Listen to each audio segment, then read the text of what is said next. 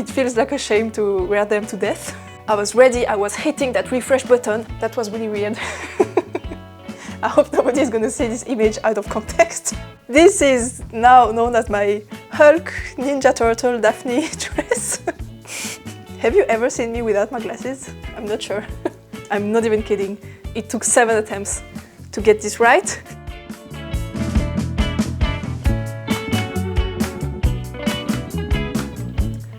Hi, my name is Maya and welcome to episode 77 of my knitting podcast, where I share all my thoughts, process and other random stuff about all things fiber related, but mostly knitting.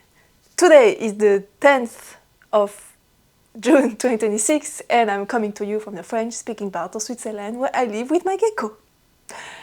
I have a ton of stuff to tell you about. I have one finished object, that's not too much, but I have 4 works in progress. That's a lot, especially considering I usually like to have like 2 or 3 things on the needles. The castonitis was strong, whatever. And I have one pattern release, and it's a really exciting one. I mean, one you were really excited about. I am excited too, but yeah, whatever. Let's start with the pattern release because it's so exciting. It is the Shimmy shorts. Wait, I have to... the Shimmy shorts. Finally, they are coming out after, what, 3 months? No more, 3.5, almost 4 months of testing. That took a while. Yeah, it started in February and you have been very patient, but finally, the Shimmy shorts are out and I'm so happy. So, I will try to stick to my notes so that I don't get lost because I have so many things to tell about this pattern. First, for the specs, it's a DK weight, top down, in the round pair of shorts with a lot of positive ease, which is the main design feature of the pattern. It has a ribbed hem here and it is elasticated, so it fits the waist perfectly fine, and it also has pockets. I mean, I'm pretty sure you can see that a lot better in the pictures I'm going to show you. Pictures that are taken, by the way, by my amazing photographer Alexia, which is also a friend of mine. I always forget to mention her, but every time you see a beautiful picture in one of my podcasts, it's her. If you see like an ugly picture in my kitchen, that's me. But those beautiful ones are from my photographer. She's a professional and she's awesome. Anyway, so there are pockets and they are optional, so you can skip them if you want. And there are also different options for the bottom hem. So you can do either a simple bind off, which is what I did. You can also do a anti-wall bind off, which is like a normal bind off, but you do something special so that the edge doesn't roll up. It's kind of self-explanatory. And you can also do a folded over bind off, folded over hem, or an I-cord bind off. And there are also short rows on the back to cover the bottom of your butt cheeks if you do shorts, like I did.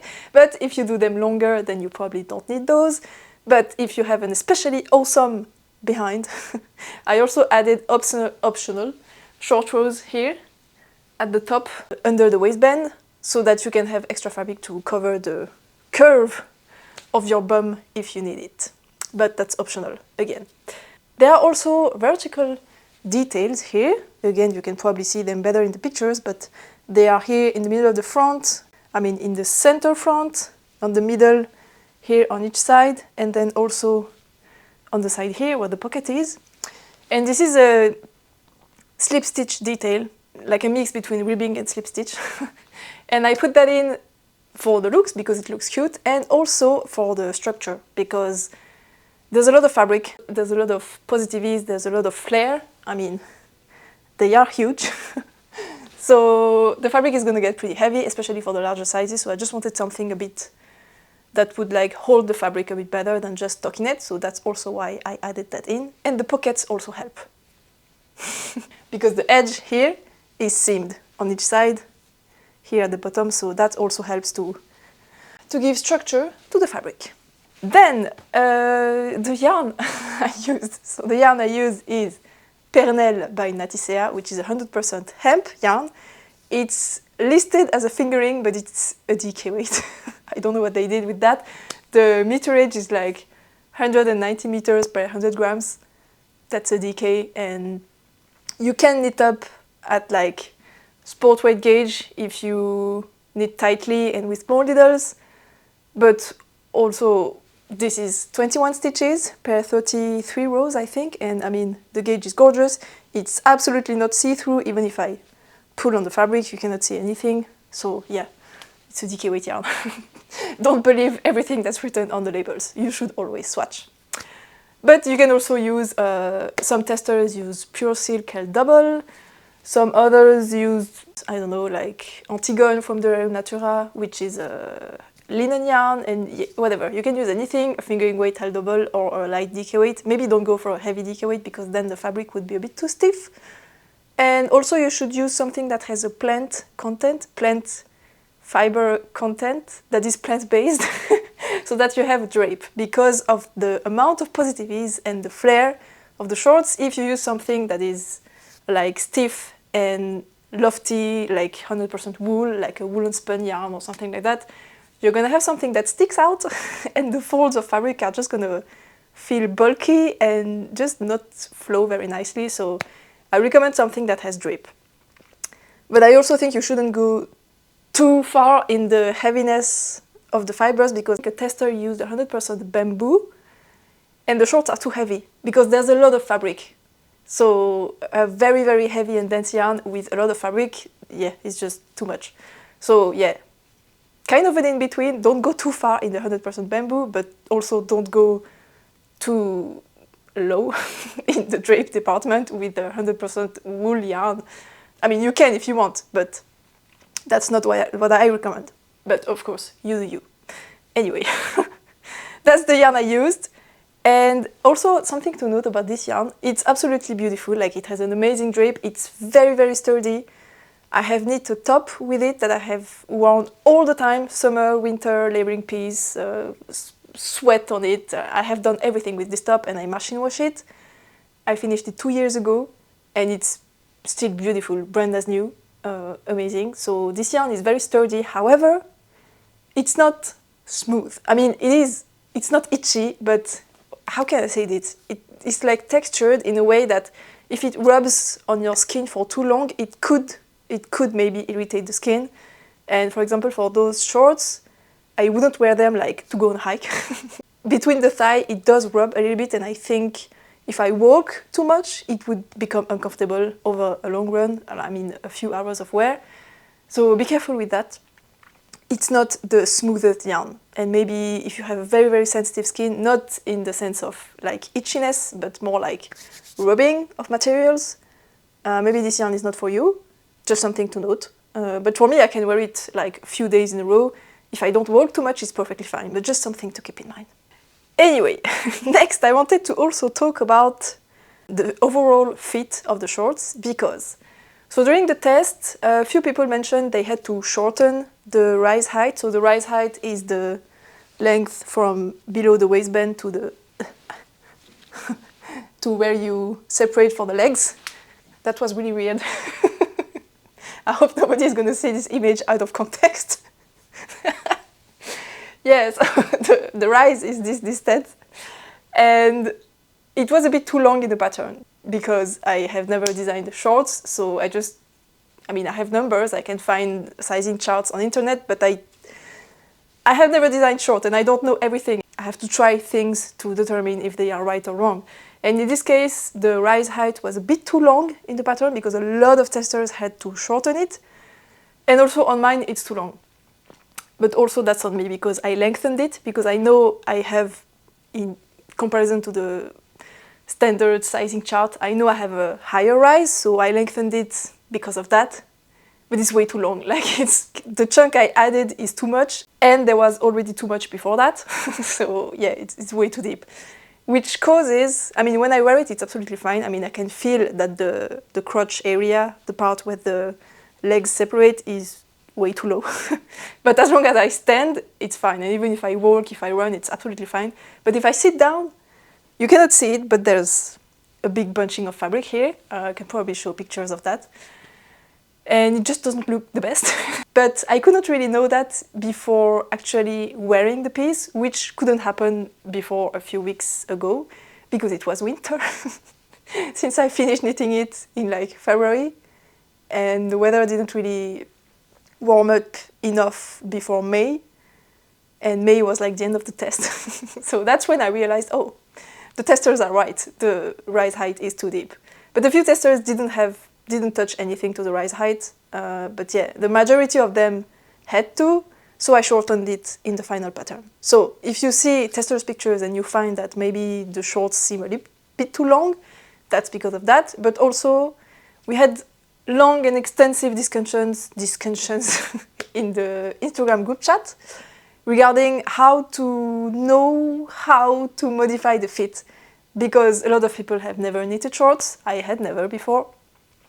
So even if you are very knowledgeable as to how to modify a sweater to fit you, most people don't know how to like do the same with shorts because you don't have any experience. So we had long discussions about that, where I explained how the shorts are graded, how you can measure how you can compare to other shorts you already own, all of that, and how the rise is calculated in the pattern.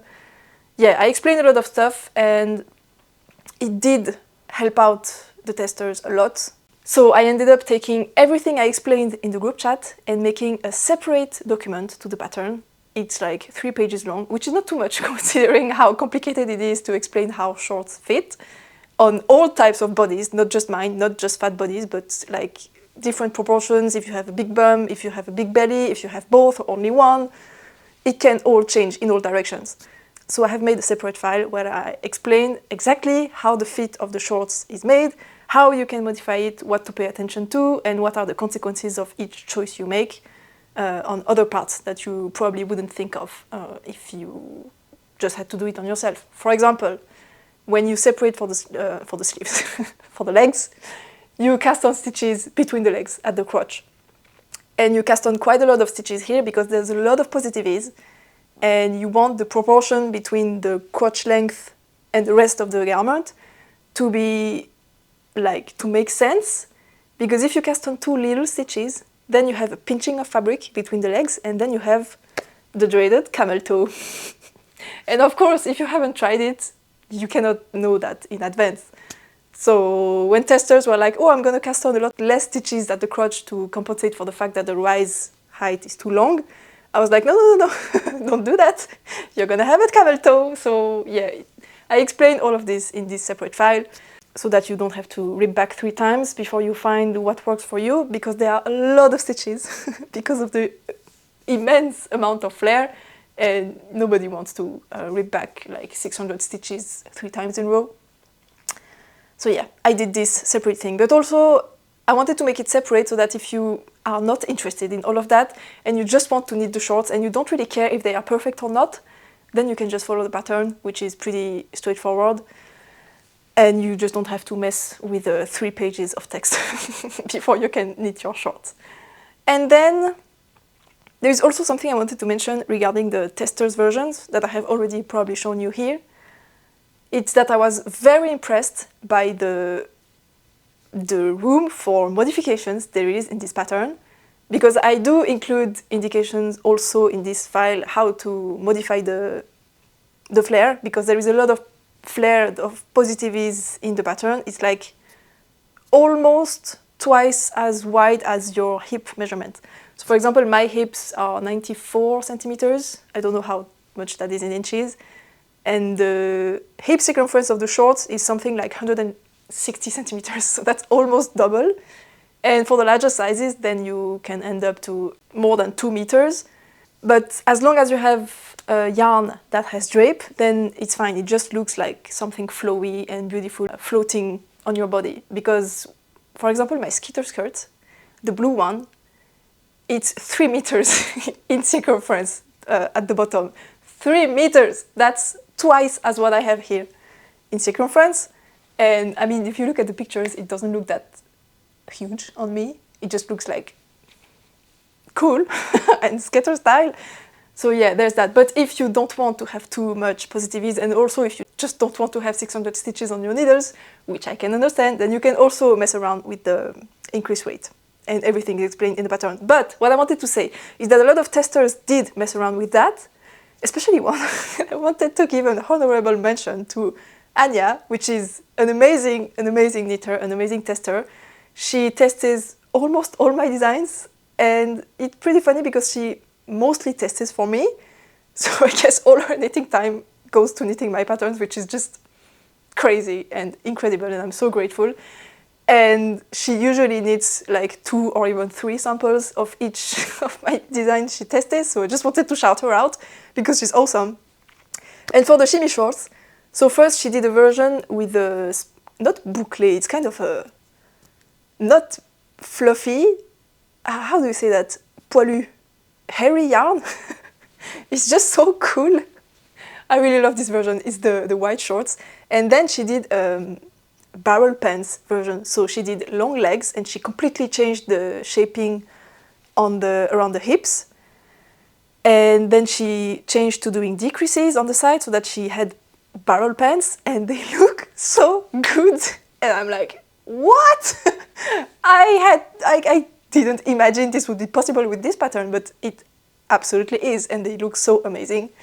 And if you're interested, she put all the modifications she did on the pattern on her Ravelry project page, so I'm gonna link it below so you can check her out. So yeah, just to give you an idea of how you can modify this design, and if you just want like straight shorts, you can also do that. And it's much easier to skip the increases than to add them, which is also why I usually like to make my patterns the most complicated option, the most complicated version of themselves they can be, because it's always easier to simplify than to complexify. So yeah, if you want to omit the increases and just do straight shorts, you do you. And it's gonna look awesome too, because, look at this version. It's so cool. Anyway, enough on that. You can get the pattern for 15% off with the code Shimmy. And it works on Ravelry and Payhip. I'm gonna put all the links below until Sunday, the 14th of June, 2026. So this Sunday, in 4 days.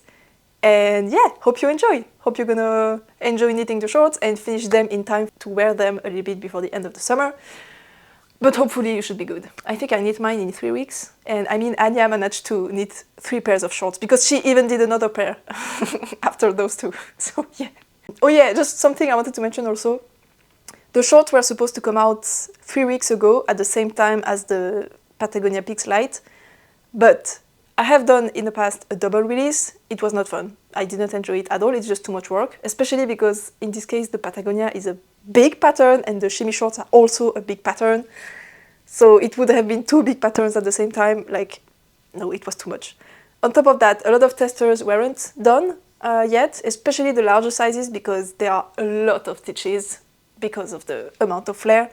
So I decided to push back the release. And just to be completely transparent, most of those large sizes testers haven't finished yet, except one, Selina, which finished her size 8, which looks so good. And fun fact, it's exactly the same yarn as me, so we are twins. We have the same shorts. And yeah, congrats to her for finishing her shorts. They look so cool. And the other testers are not done yet, which means that I'm gonna, just as usual, I'm gonna release the pattern with a note on Ravelry saying that the sizes, I think in this case it's 7 and 9 or something like that, haven't been tested. And if you want to knit one of those sizes, you can contact me and I will send you the pattern for free in exchange for your feedback. But the testers that are doing those sizes, they still told me they would like to finish it at some point. So I told them, take your time, take the time you will need to finish it, even if it's in 6 months or next year, I don't mind. Just take your time, and whenever they are finished, I will remove the note for those sizes once I'm absolutely certain those sizes have been tested until the end.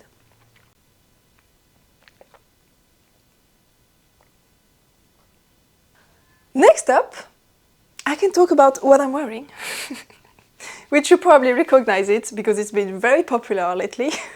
This is the Plume top. It's a design of mine that's currently in testing. The test started a couple of weeks ago, I think.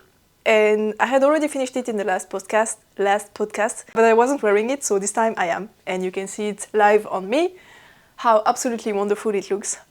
I love it so much. And I know you're gonna ask yourselves the question, I have nipple covers, so I don't have a bra, but I have something to hide what you would probably see in the eyelets details. So yeah, everything is hidden. You're not gonna see a tit. peeping through the lines. Not gonna happen.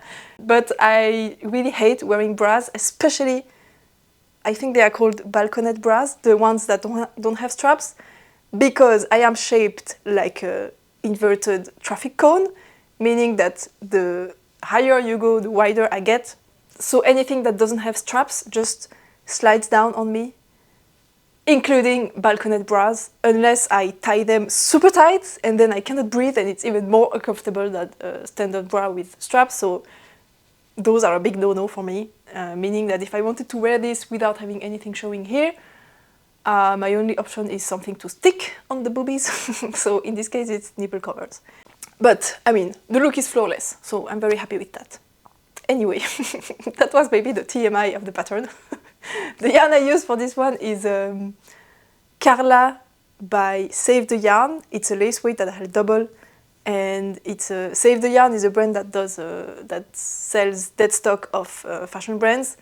This one I think is currently out of stock, but if I'm not mistaken, it comes back regularly sometimes. So yeah, maybe if you wait for a bit, it's gonna come back.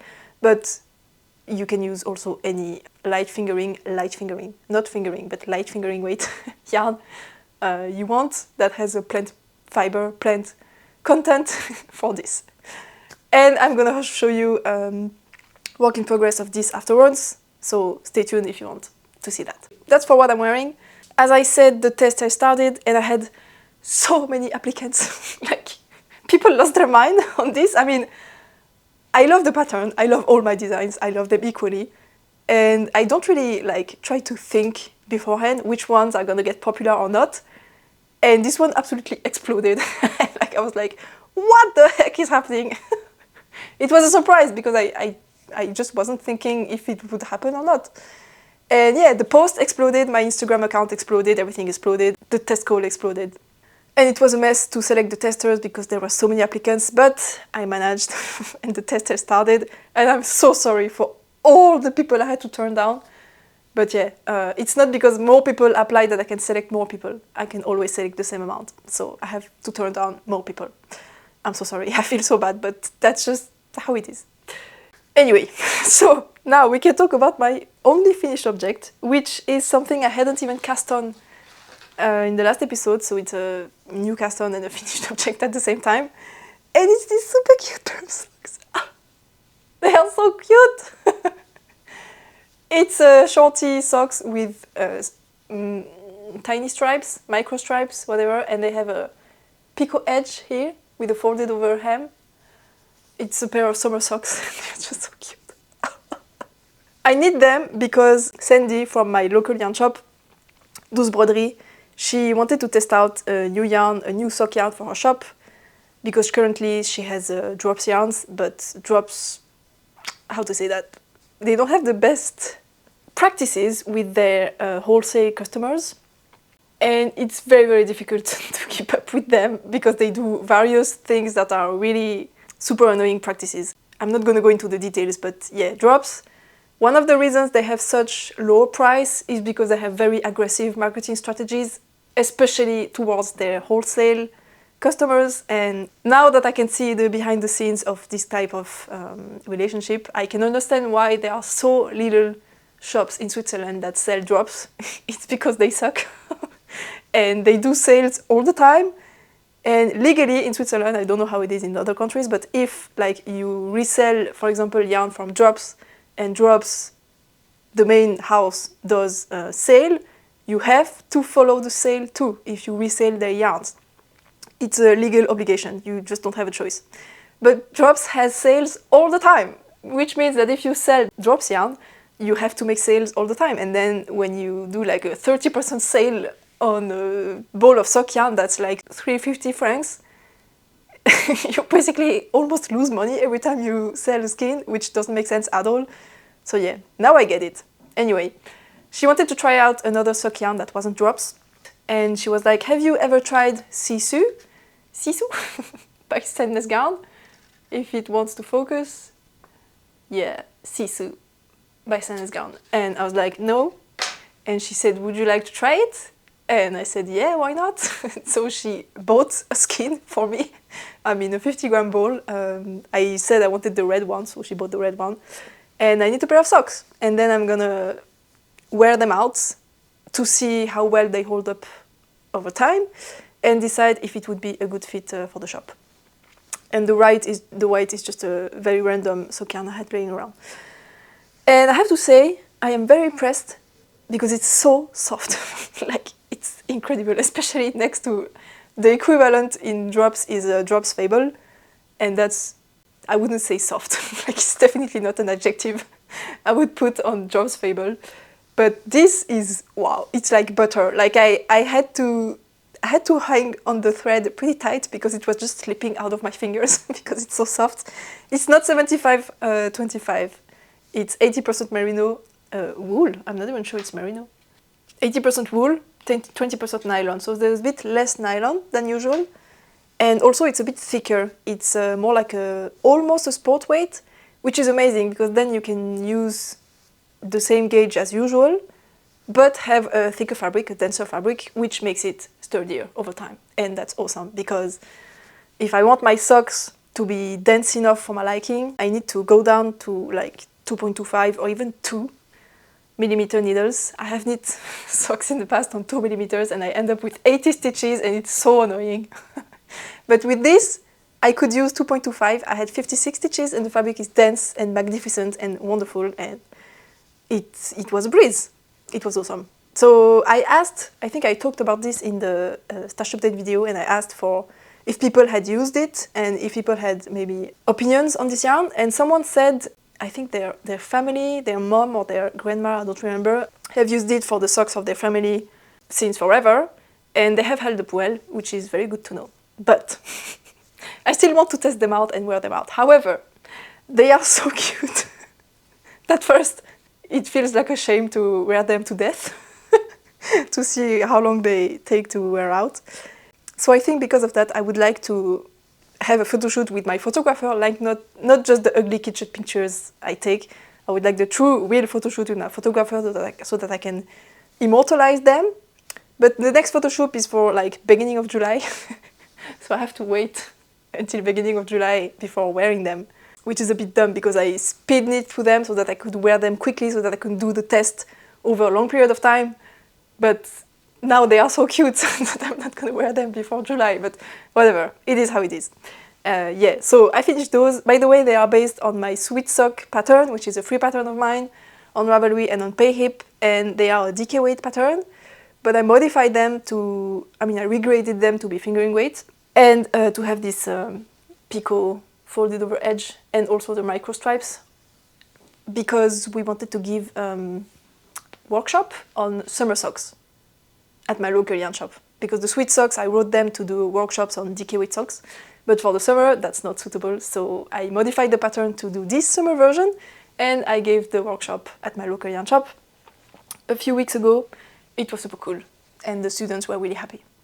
And at some point I am going to do a pattern update to release this version. It's going to be in the same pattern as the Sweet Sock. I'm not going to do a separate thing. One day. One day. I'm not going to tell you when, because I wrote this in French and I had to translate it in English and I hate doing that.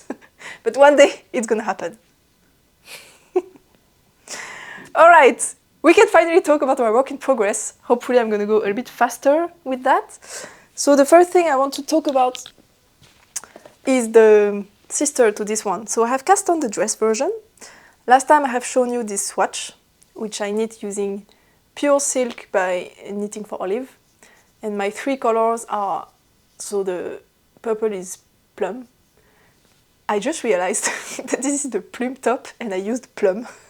I absolutely didn't do that on purpose. And it took me a month to realize. So this is plum, the yellow is dusty honey and the green is pea shoots. And last time I showed this to you to ask which of those options you preferred. I also asked that on Instagram and everyone agreed with me that this one, the top one, looked the best. So I did that and I cast on my dress. So I have finished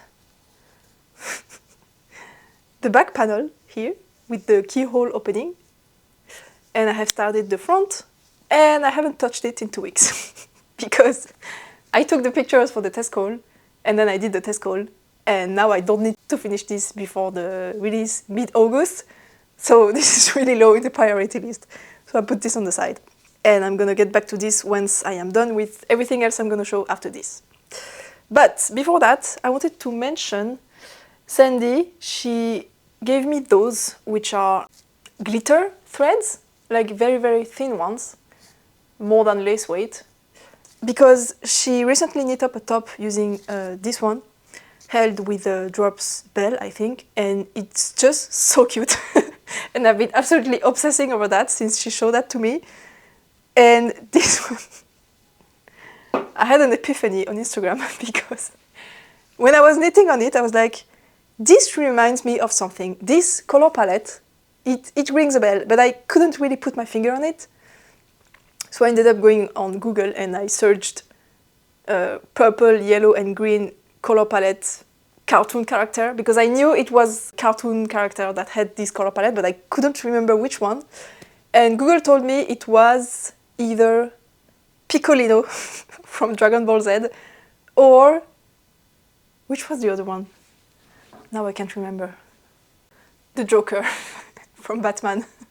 So yeah, I was like, now I understand why this is so familiar. So I posted that on Instagram, and then I got so many messages from people giving me other anime or cartoon characters that had this particular color scheme, and I lost it because it's just such a popular color scheme in the 90s and 80s. It's silly. So there was also Daphne from Scooby-Doo. There was also Hulk, of course, and there was also Ninja Turtle. And what was the other one?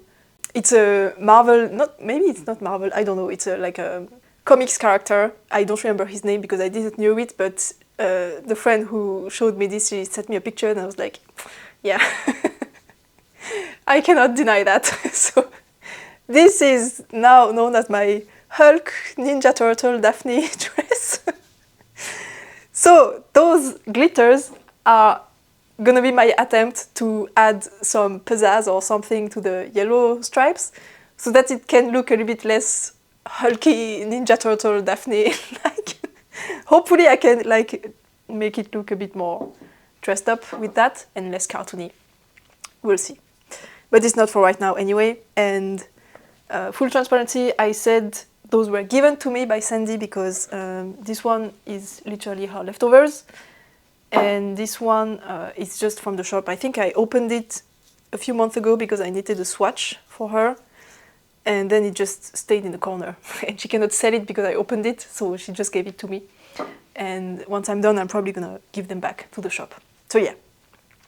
My Plume dress, on pause for now, but probably gonna come back at the end of the month once I'm done with everything else. Everything else being the main project, the big one, the absolute beast. It's my Bountiful Sweater. Look at that. Oh my god, she's so beautiful. Yeah, it's all over texture. Amazing. Drop shoulder, oversized, with a high collar. And it's gonna have a zipper here, and I'm so happy with how clean this casing looks. It's exactly what I wanted. I'm just so proud. This took so many attempts. I had to unravel, I think, 7 times. I'm not even kidding. It took 7 attempts to get this right.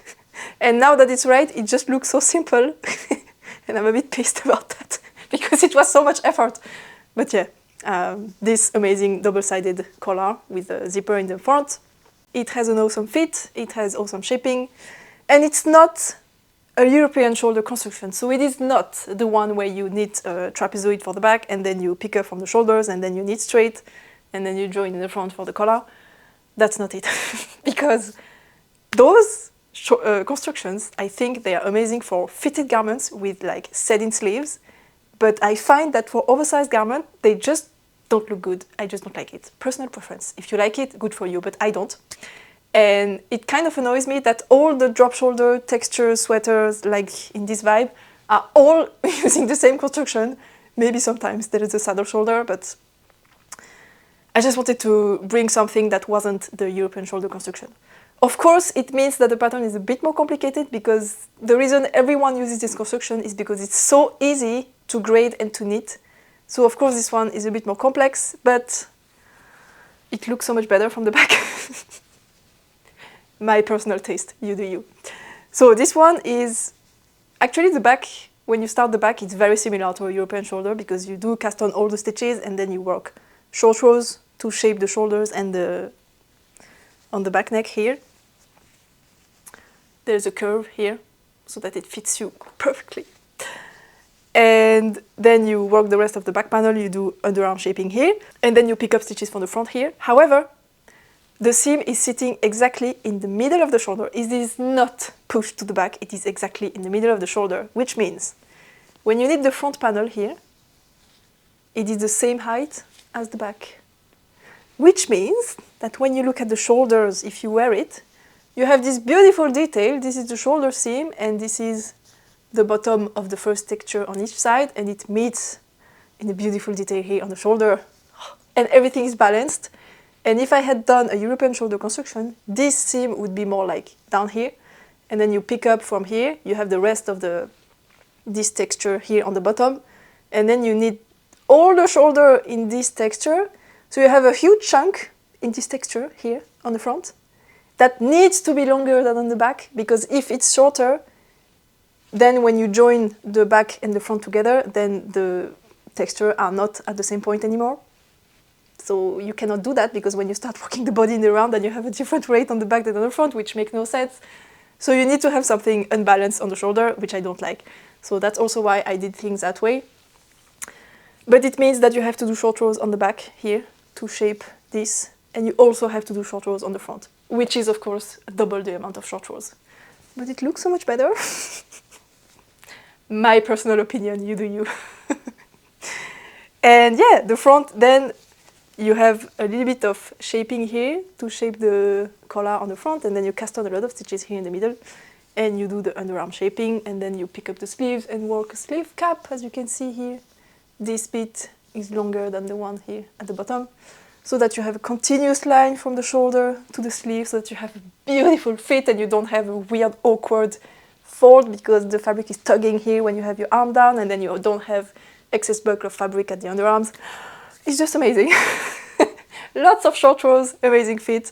I'm so proud of this. It looks so good. And also the textures are beautiful. It's not blocked yet, so I am gonna lose a bit of texture once it's blocked, but it's still gonna be amazing.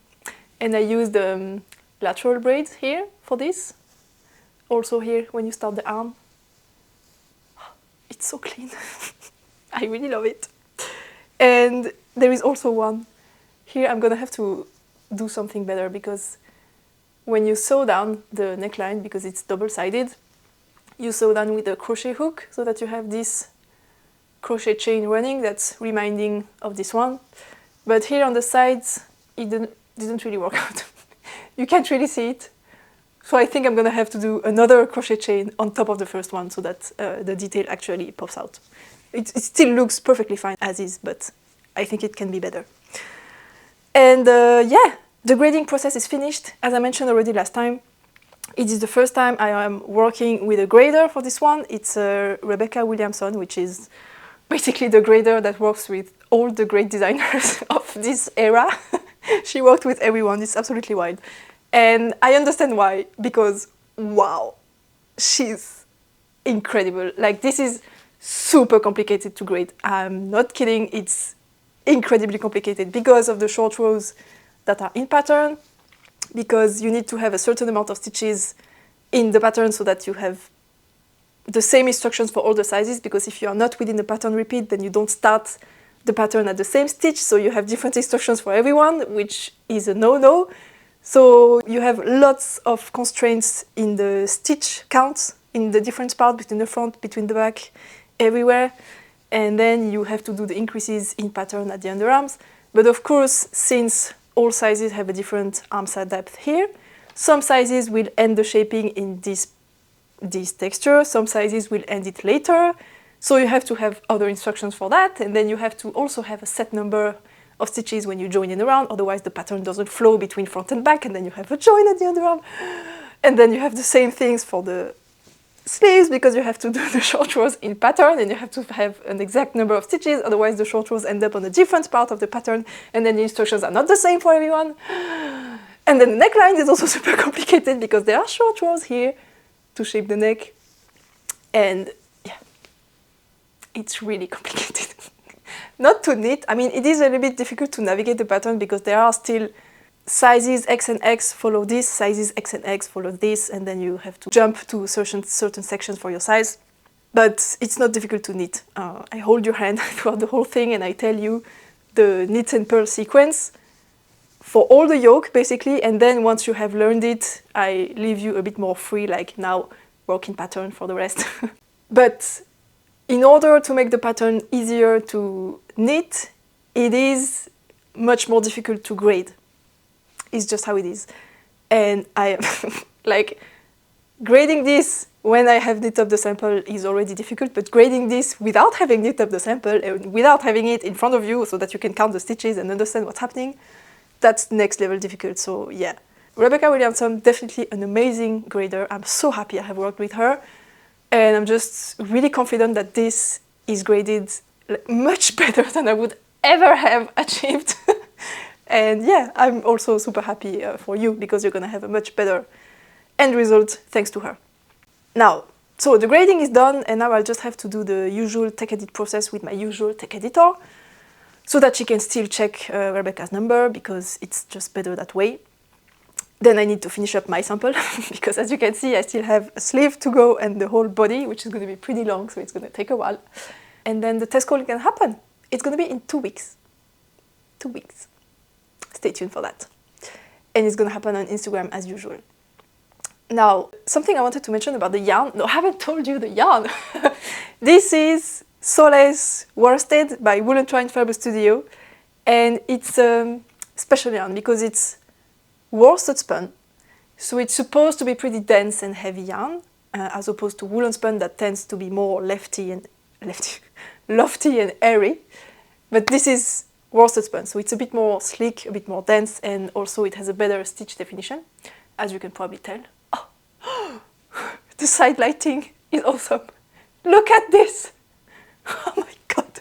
But it still has a very generous meterage compared to the fact that it's supposed to be a worsted spun, because this is 250 meters per 100 grams, which should be like a light DK, but no, it knits up at a worsted weight gauge. However, this is a knit and purl texture, and just as with ribbing, if you want to have a knit and purl texture that has great definition, you need to have a dense fabric. So this is a yarn that has the meterage of DK weight, but knits up at a worsted weight gauge that I have densified to knit at the DK weight gauge, so that I have a great stitch definition. So you should use, if you want to substitute the yarn, you should use a worsted weight yarn, or at least a heavy DK, but it is knit at a DK weight gauge. The stockinette gauge is 21 stitches per 10 centimeters. I hope it's not going to be too confusing, but yeah, hopefully it's going to be explained correctly in the pattern. Now, I am going to run out of yarn, and I have a fun story to tell regarding that. So I bought originally 6 skeins, and I used a whole skein to do swatches. So I have this one, I have this one, this stockinette swatch, and then this little bit. Oh no. This is a whole skein, 100 gram skein. Then I used the whole skein to knit the sleeve until a bit before the cuff. Then I started another skein to do the cuff. Then I used almost the rest of the skein to do the collar. And then I have this much left, which is probably going to take me through the second cuff of the second sleeve. Maybe I'm going to have a little bit left, hopefully. Then I have this much that I unraveled from the body because I had knit the body to a lot longer, but I frogged everything to the underarm because I wanted to lengthen the armhole. So I have knit back up to the arm separation and then I cut the yarn, and this is what I have left. Hopefully it should take me through a bit more than half of a motif. And then I have this whole skein, and that's it. So that was 6 skeins, so definitely I was going to run out. So I wanted to buy another skein, and Yule did a shop update a month ago, almost.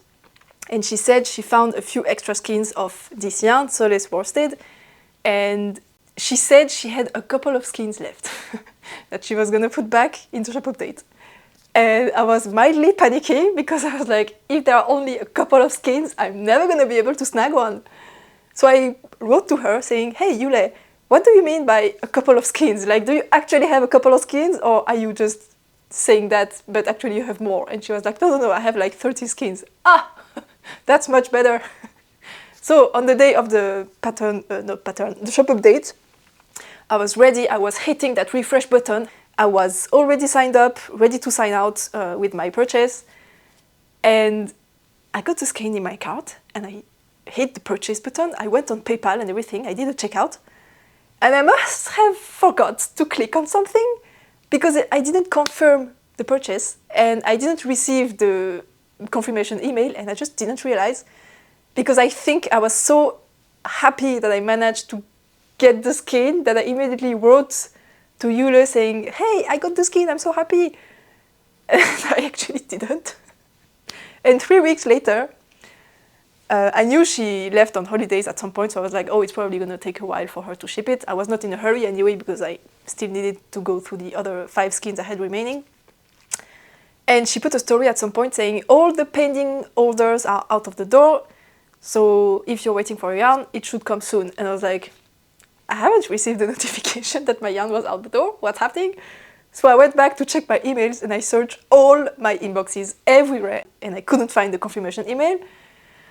So I was like, maybe I haven't actually bought the skein.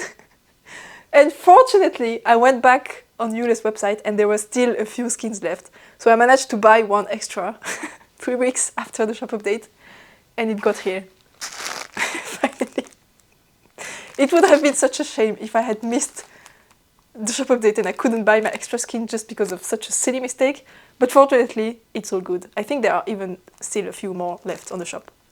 But yeah, I received my skein, and Yule is so sweet. She even added this little pin for me. So that's a gift. I didn't pay for it. It's just so cute. And it made me so happy. So now I should have enough yarn to complete my sweater. But I have been thinking about it, and I'm not even sure I'm gonna have enough. Because I want it to be really long, like I want it to be under my butt, like to my thigh. I want it to cover my butt. I just want a super cozy sweater. And looking at things now that I'm this far, I think I'm gonna use up, so I said I'm gonna have a little bit left from the cuff, and with this left from what I unraveled on the body, I think I can finish another pattern repeat. And then with this skein in the swatch form, I think I can get 1.5 pattern repeat more, maybe a bit more than that. And then I have this skein. So I think all in all, I can add 4 pattern repeats on the body, and 4 is cutting a little bit too short. I'm gonna try it on and we're gonna see together what it looks like. It's not blocked, so it still looks a bit weird, but yeah, the collar is gonna block out like so, hopefully. The sleeve is more than long enough. I would have made it a bit shorter, but I am tied to the length of the repeat, so it is how it is. And then if I add 4 repeats to the body, so 2 repeats is like this long, I add 2 more, and then 2 more. The ribbing is exactly the height of 1 pattern repeat. So it's gonna get to here, this length, and it's like the middle of my butt. And I would like it to be 1 pattern repeat more, just this long. So I'm a bit annoyed because there were enough skeins left in the shop for me to buy 2 instead of 1. And considering I bought it like last week and I knew already how much yarn I would use in 1 sleeve, so I could have made the math to see that I needed 2 extra skeins, but I didn't. So I'm a bit annoyed. But hopefully, maybe, when I block it out, I'm gonna get a bit more length. The swatches didn't really grow in length, but this is much heavier than the swatches, so hopefully maybe it's gonna stretch out more. I don't know. I'm a bit annoyed, but it is how it is. I'm not gonna pay the shipping twice to ship another skein to me, so it's gonna be the length it's gonna be. And also, if I buy an extra skein, it means the sweater is gonna be like 750 grams, which is a bit extreme for a sweater. Even if it's super long, it's still a bit too heavy. But it is how it is when you use a worsted spun yarn. The yarns are just denser, and yeah. Speaking about that, I have made a swatch that I have already shown you using another yarn, because this yarn is not going to be available once it's out of stock. It's out of stock, it's done. So I have swatched with more commercial and readily available yarns. This is Folklore by Rosario's Quattro. My Portuguese is on point. And I really like the result. Like, the fabric is lovely, the texture comes out really nicely. I haven't blocked it again. But this yarn is even heavier. It is 190 meters per 100 grams. This is 250 meters. So the sweater is going to be 1 kilo if you use this yarn, which is too much. So I decided to abandon this idea, and I swatched with another yarn that's also 250 meters per 100 grams, and that's also worsted spun, and that basically have the exact same specs as this one, but is readily available, which is Knitting for Olive Heavy Merino. It's basically the same yarn as this, except this is Merino and this is Rambouillet and BFL. And I did this little swatch, and the texture is beautiful, again, not blocked.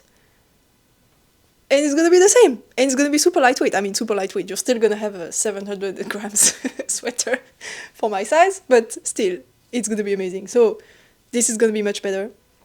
So if you want to get ready to knit this sweater, Knitting for Olive Heavy Merino is a great alternative. I'm just so pleased. I haven't tried it on since I put the collar on and knit the sleeves and re-knit the armhole depth, and it's just so much better. It's so much more comfortable, and this looks awesome. I'm so happy. I can't wait. Something else I wanted to mention is that I have heard a lot of people complain about the sleeve shaping in those type of texture sweater, especially the one from Petite Knit, because she just like tells you to decrease in pattern and doesn't really give you guidance on how to make the pattern meet and the underarm, all of that. And I have heard people being very frustrated about that. So I decided to add something to solve the issue. And since we have those bands of braids, lateral braids going here, separating the patterns, I ended up adding 2 stockinette columns at the underarms. So basically it's purl 1, knit 1, purl 1, knit 1, purl 1. So that you can have the decreases flow into those columns and have cut the texture nicely and have an easier time doing the shaping. But I wasn't really happy with the result. It looked a bit, I mean, comparing this texture, I mean not texture, this stitch definition with this one, it just doesn't look the same at all. It looked a little bit messy. I just wasn't happy with it. And I need to change the battery. I changed the battery and I forgot to press record. So, let me start again. I was saying, I don't remember where I was. No, I don't remember. Anyway, I'm just gonna start over at some point. I decided to switch to twisted stitches when I was already halfway through this sleeve. So I had to unravel to ladder down through the whole sleeve, I mean half of the sleeve, it's here, and re-knit the stitches twisted with a crochet hook, which was a bit annoying, but it was pretty straightforward actually, because it's, for me, with the way I do this, it's easier to knit twisted stitches with a crochet hook than normal stitches. However, on the other sleeve that I have already finished, I have already done the sewn bind off at the top, so I would need to unravel that to access the stitches. And the shaping on this sleeve, I have done the decreases in the knit columns, whereas on the other sleeve and in the pattern, I have done the decreases in the purl columns next to them. So if I unravel those 2 columns, I'm going to have to unravel the decreases, which is going to be a lot more annoying than on the first sleeve. On top of that, I also have some weird stuff happening with the lateral braids when they meet the vertical column, which wasn't the case on the second sleeve. So it's going to be an absolute pain, and I'm going to risk losing stitches pretty heavily. So I am considering not doing anything on the second sleeve and just have 2 different sleeves. I don't know. I'm gonna see at the end once I'm done, I guess. Or maybe not, I have no idea. Anyway, this is the Bountiful Sweater. It's going great. Test code in 2 weeks. I love it. I hope you love it too. Now, next thing are really small stuff. So it's gonna be pretty fast, I guess, hopefully. It's here. Sandy, again, from a local yarn shop. She suggested we could give some easy knitting workshops during the summer. But it's always easier to give knitting workshops in the winter because you can knit like mitts, hats, small scarves, small stuff like cool weather stuff. But in the summer it's a bit more difficult because there's not many small items that you would want to knit because they would be too thick, like a pair of DK weight socks that you have to do fingering and it takes more time. So she suggested we could make I'm not sure how you call that in English, a glasses case, un étui à lunettes. I find that glasses case sounds really weird. I'm not sure if it's the right word. Anyway, so a knitted glasses case and a scrunchie, a hair scrunchie. And she gave me yarn to make samples before the workshop starts. And also so that I could write up a very small pattern. I'm not going to release it, I'm just going to have like Ravelry notes and you can check out the project page if you want to know how I did. So this is the glasses case.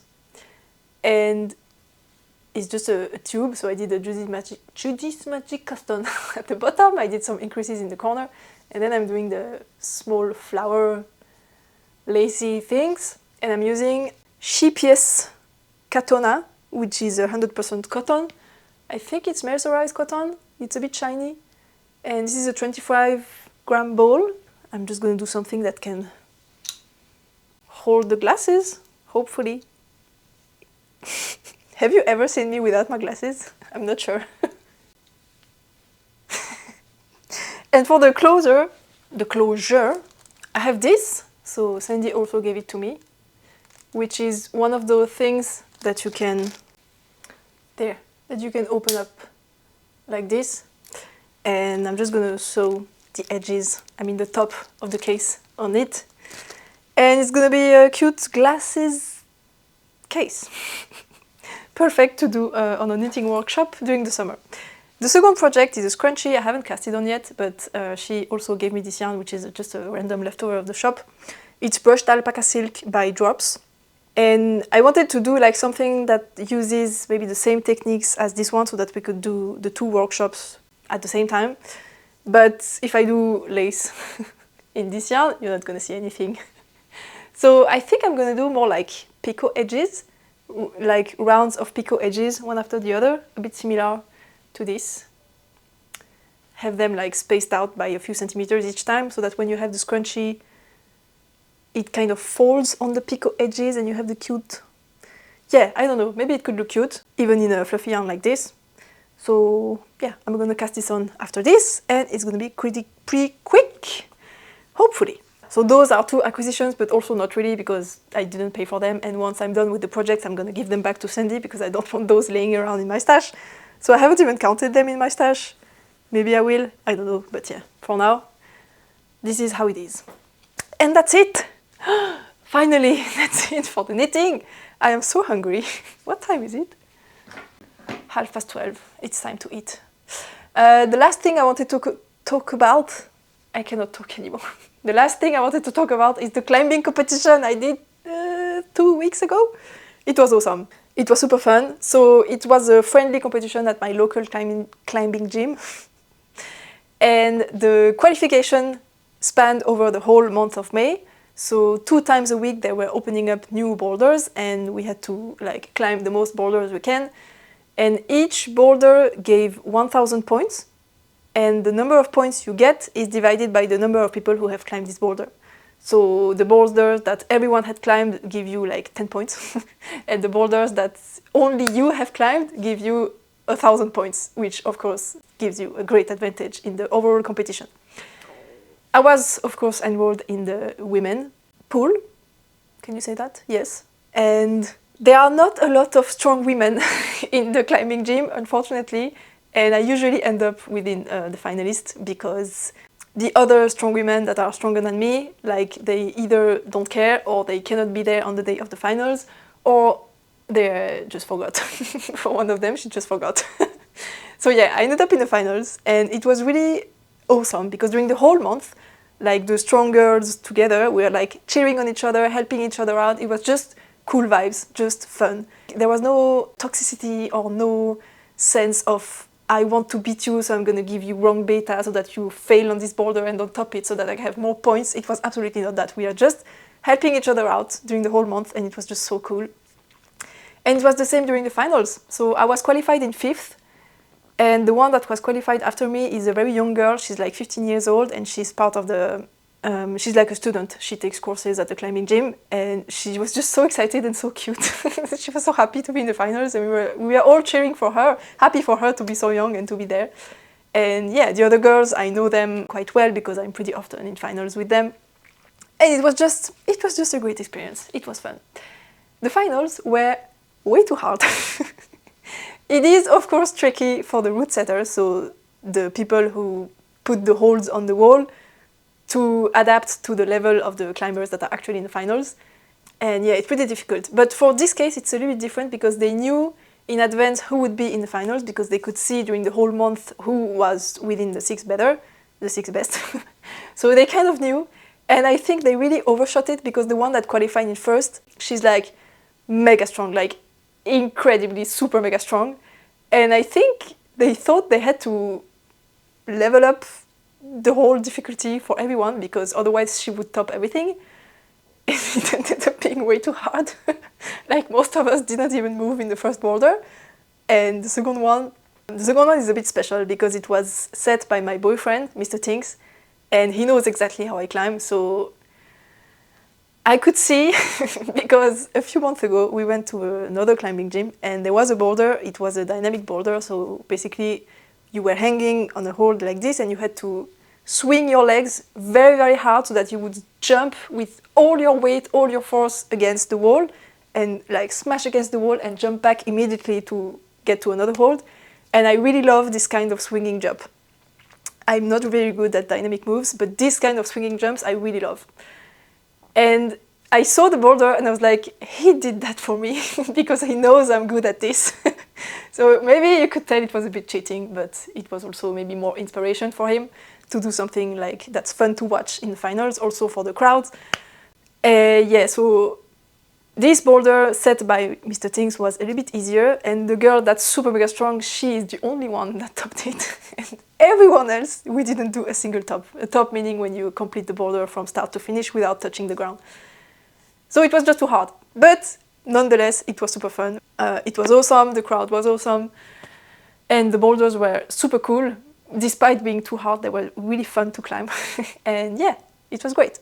I'm going to show you some footage at the end. Probably I'm going to do voiceover or something, or maybe I'm going to write on the screen, I don't know yet, to show you the boulders, because last time I did that, you seemed to be very happy about it, so I'm going to do it again. And if you're not interested, you can skip that. So that's it for today. Finally, I'm so hungry. Coming up next week is going to be a spinning vlog. I'm going to spin the yarn for my next project. It's a carded bat I have bought at the Woolstock Festival a few weeks ago, last month actually. It's going to be so cool. I'm so excited about this. Then it's going to be a podcast episode, and in 3 weeks it's going to be the release of the 30th top, which also you are very excited about. So yeah, in 3 weeks, so very beginning of July it's going to be that. And what am I forgetting? Bountiful Sweater test call in a couple of weeks. And don't forget the coupon code Shimmy to get 15% off of the Shimmy short pattern on Ravelry and Payhip, valid until Sunday, end of day CET. And that's it. So, thank you for watching. Thank you for staying with me until the end. I hope you enjoyed this. Don't forget to subscribe if you don't want to miss out on any future content from me. Thank you for your comments. Thank you for your love. Thank you for your support. Thank you for being here. I hope to see you again next time. Happy knitting. I love you. Bye. So, this was the first boulder, the one that was way too hard. I started back to the wall because it's something pretty common in finals setting style. It's fun to watch for the crowd, so I thought maybe it was the way. It was absolutely not. So I pivoted and tried jumping, and that worked a lot better, but it was still really hard to catch though. And the next move is where I got stuck, because I hurt my shoulder a month or so ago, And this is supposed to be a shoulder move. But I tried everything to not do it and find another way, but it just didn't work out. So I had to start again, and now I couldn't stick this move anymore. It's just really hard to catch. I will let you enjoy the guy that was climbing at the same time as me. The men's boulder looked really fun, but also incredibly hard. Now, back to me, and this horrible move. I tried the toe hook, but it was too far. So I finally gave up and tried the dreaded shoulder move, but it hurt so bad as soon as I started pushing with my left arm. So I gave up again and tried jumping, which is definitely not the right way. And you can see here that I changed my method. I crossed my feet so that I would land on the right leg instead, and it just makes everything so much easier. And here I knew the only way was the shoulder move, so I tried everything I still had in the tank, but it just hurt too much. So now I will let you enjoy the attempt of the super strong girl. She's the one who made it the furthest on this boulder, and as you can see, she didn't want to do the shoulder move either. She also tried the toe hook or crossing the arms, but she also realized the shoulder was the only way, so she just pushed through and made it work.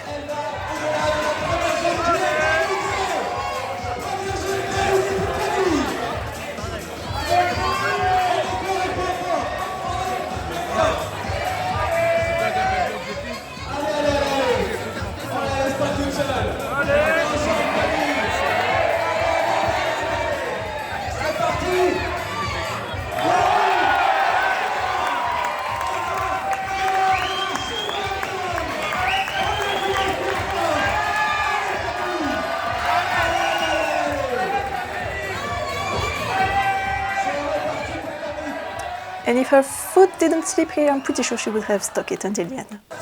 Okay, so this is the second boulder, the one that was set by Mr. Tinks, and the 4 pieces of yellow tape on the phone-like hold indicate that you have to touch it with both legs and arms to validate the start of the climb. And then you have to somehow generate momentum to swing yourself onto the big hold at the bottom while catching the underclings at the same time, which is pretty tricky, especially because while swinging, the 4 arms rub really hard on the phone-like hold, and I was basically shredding my skin. But to get enough swing in there was just no other option. Then I had used so much power to swing and jump that I was poops, and I knew I would struggle to do the next move where you're just hanging on your arms with no feet at all.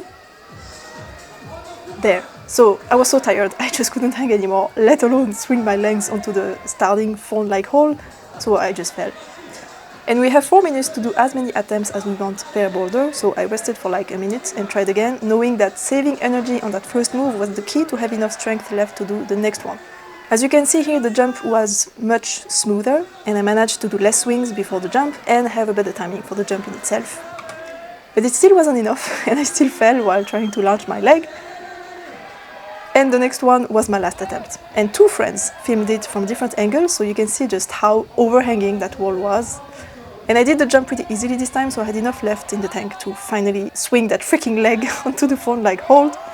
And I have no idea how I found the strength to grab that next round hold, because I was absolutely destroyed at this point. And unfortunately, the next move was a big left shoulder move again, so it started hurting and I just couldn't give my 100%. But the crowd was happy, and I was too. So now again, I will let you enjoy the climb of that super strong girl. It also took her a few attempts to stick the jump. You can see here she's so relieved to finally do it. But after that she just cruised through the rest, even though she was also clearly super tired. At some point you can see her trying to rest when she has a good hold, and at the end she almost fell, but she still did it because she's just too strong.